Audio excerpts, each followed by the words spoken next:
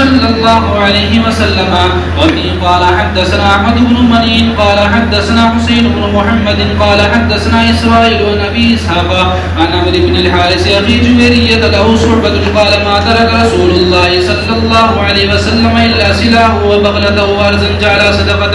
وبه قال حدثنا محمد بن المثنى قال حدثنا أبو الوليد قال حدثنا حماد بن سلمة عن محمد بن عمرو عن أبي سلمة عن أبي هريرة رضي الله عنه قال جاءت فاطمة إلى أبي بكر رضي الله عنهما فقالت من يرثك؟ فقال علي وولدي. فقالت ما لي لا أرث بأبي. فقال أبو بكر سمعت رسول الله صلى الله عليه وسلم يقول لا نورث ولكني أعول من كان رسول الله صلى الله عليه وسلم يعول وينفق ولا من كان صلى الله عليه وسلم ينفق عليه.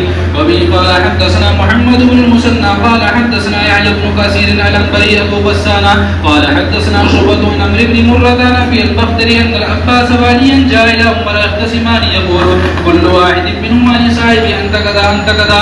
فقال عمر لطلحة والزبير وعبد الرحمن بن عوف وسعد نشدتكم بالله أسرا سمعتم رسول الله صلى الله عليه وسلم يقول كل ما لنبي صدقة إلا ما أطعمه الله إنا لا نورث. وفي الحديث قصة. وبه قال حدثنا محمد بن المثنى قال حدثنا صفوان بن عيسى مسامة بن زيد عن الزهري عن عروة عن عائشة رضي الله تعالى عنها أن رسول الله صلى الله عليه وسلم قال لا نورث ما تركنا فهو صدقة.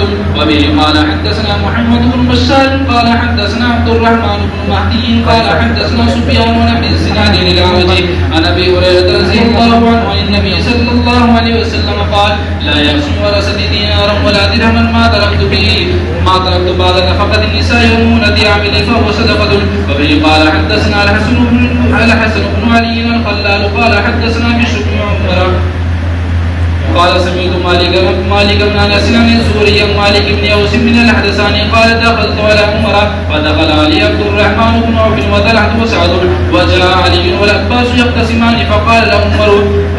فقال له عمر أنشدكم بالذي بإذنه تقوم السماء والأرض وتعلمون أن رسول الله صلى الله عليه وسلم قال لا نورث ما تركنا صدقة. فقال اللهم نعم. وفي الحديث قصة طويلة. وبه قال حدثنا محمد بن بشار قال حدثنا عبد الرحمن بن مهدي قال حدثنا سفيان عن عاصم بن بعدلة عن زيد بن حبيش عن عائشة رضي الله عنها قالت ما ترك رسول الله صلى الله عليه وسلم دينارا ولا درهما ولا شاة ولا بعير. قال واشك في العبد والأمة باب ما جاء في رؤية رسول الله صلى الله عليه وسلم في المنام. وبه قال حدثنا محمد بن بشار قال حدثنا عبد الرحمن بن مهدي قال حدثنا سفيان عن أبي إسحاق عن أبي الأعوس عن عبد الله عن النبي صلى الله عليه وسلم قال من رآني في المنام فقد رآني فإن الشيطان لا يتمثل بي. وبه قال حدثنا محمد بن بشار ومحمد بن المثنى قال حدثنا محمد بن جعفر قال حدثنا شعبة عن أبي حسين عن أبي صالح عن أبي هريرة رضي الله عنه قال رسول الله صلى الله عليه وسلم من رآني في المنام فقد رآني فإن الشيطان لا يتبصر أو قال لا يتشبه به. وبه قال حدثنا قتيبة قال حدثنا خلف بن خليفة عن أبي مالك الأشجعي عن أبيه قال رسول الله صلى الله عليه وسلم من رآني في المنام فقد رآني. قال أبو عيسى وأبو مالك هذا هو سعد بن طارق بن أشيم وطارق بن أشيم وهو من أصحاب النبي صلى الله عليه وسلم. وقد روي النبي صلى الله عليه وسلم حديث وسمعت علي بن حجر يقول قال خلف بن خليفة رأيت عمرو بن حميس صاحب النبي صلى الله عليه وسلم وأنا غلام صغير. وبه قال حدثنا قتيبة هو ابن سعيد قال حدثنا عبد الواحد بن زياد عن عاصم بن كليب حدثني أبي أنه سمع أبا هريرة رضي الله عنه يقول قال رسول الله صلى الله عليه وسلم من رآني في المنام فقد رآني فإن الشيطان لا يتمثلني. قال أبي فحدثت به ابن عباس فقلت قد رأيت فذكرت الحسن بن علي فقلت شبهت به فقال ابن عباس أنه كان يشبهه. وبه قال حدثنا محمد بن بشار قال حدثنا ابن أبي عدي ومحمد بن جعفر قال حدثنا يعقوب بن أبي جميلة أن يزيد الفارسي وكان يكتب المصاحف قال رأيت النبي صلى الله عليه وسلم في المنام زمن ابن عباس فقلت لابن عباس إني رأيت رسول الله صلى الله عليه وسلم في النوم. فقال ابن عباس إن رسول الله صلى الله عليه وسلم كان يقول إن الشيطان لا يستطيع أن يتشبه بي فمن رآني في المنام فقد رآني. هل تستطيع أن تنعت هذا الرجل الذي رأيته في النوم؟ قال نعم. أنعت لك رجل بين الرجلين جسم ولحم أسمر إلى البياض أكحل العينين حسن الزعيد جميل ضبائل الوجه قد ملأت لحيته ما بين هذه إلى هذه قد ملأت نهره. قال أوف ولا أدري ما كان مع هذا النادي. فقال ابن عباس لو رأيته في اليقظة ما استطعت أن تنعته فوق هذا. قال أبو عيسى ويزيد الفارسي ويزيد بن هرمز وهو أقدم من يزيد الرقاشي وربا يزيد الفارسي عن ابن عباس رضي الله عنهما حديث. ويزيد الرقاشي لم يدرك ابن عباس وهو يزيد بن أبان الرقاشي وهو يروي عن انس بن مالك ويزيد الفارسي ويزيد الرقاشي كلاهما من اهل البصرة وهو ابن ابي جميلة وهو ابن الاعرابي. وبه قال حدثنا ابو داود سليمان بن سلم البلخي قال حدثنا نزر بن شبيل قال ابن على ربي وإنا اكبر من قتادة. قال حدثنا عبد الله بن ابي الزنادي قال حدثنا يعقوب بن ابراهيم بن سعد قال حدثنا ابن اخي بن شهاب الزهري عن امي قال ابو سلمة قال رسول الله صلى الله عليه وسلم من رآني يعني في النوم فقد رأى الحق. بسم الله الرحمن الرحيم. الحمد لله رب العالمين والصلاة والسلام على سيد المرسلين وعلى آله وأصحابه والأئمة المحدثين.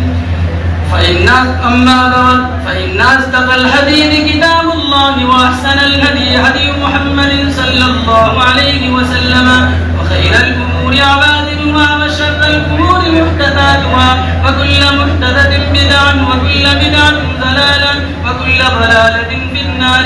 وبالسند المتصل منا إلى الشيخ مشايخنا الأجل وأستاذ أم المدارس وأستاذ ذي المكرم والمفخم والمعظم أديب وفقيه ومفسر ومحدث صاحب الفضل والكمال والجمال وصاحب حلاوة اللسان والكلام فزينة الشيخ محمد واسف بن محمد خرشيد عالم القاسمي العثماني المحدث السابق بالجامعية الإسلامية دار العلوم وقف ديوبند وأنه قال حدثنا ما جازنا أديب العصر والمحدث الكبير محمد إسلام القاسمي قال حدثنا ما جازنا المحدث الكبير المفتي محمد نعيم القاسمي قال حدثنا ما جازنا عبد الرحمن الأمرونبي قال حدثنا ما جازنا قاسم العلوم والخيرات حجة الله في الأرض الإمام محمد قاسم النانوتبي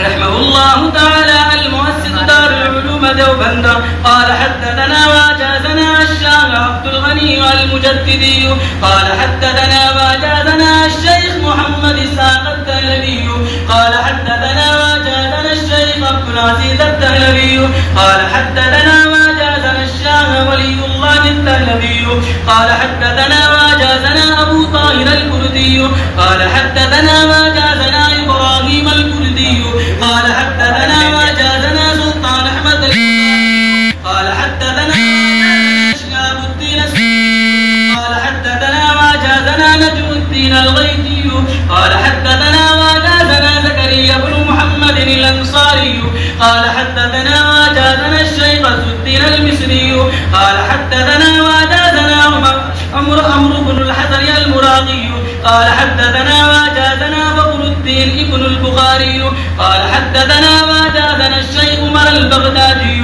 قال حدثنا ما جازنا الشيخ أبو الفتح قال حدثنا ما جازنا قاضي أبو عامر قال حدثنا ما جازنا الشيخ محمد الجباري قال حدثنا ما جازنا أبو عباس قال حدثنا ما جازنا الشيخ الإمام الهمام حافظ الحجة أمير المؤمنين في الحديث أبو عيسى محمد بن عيسى بن ثورة بن موسى الترمذي رحمه الله تعالى.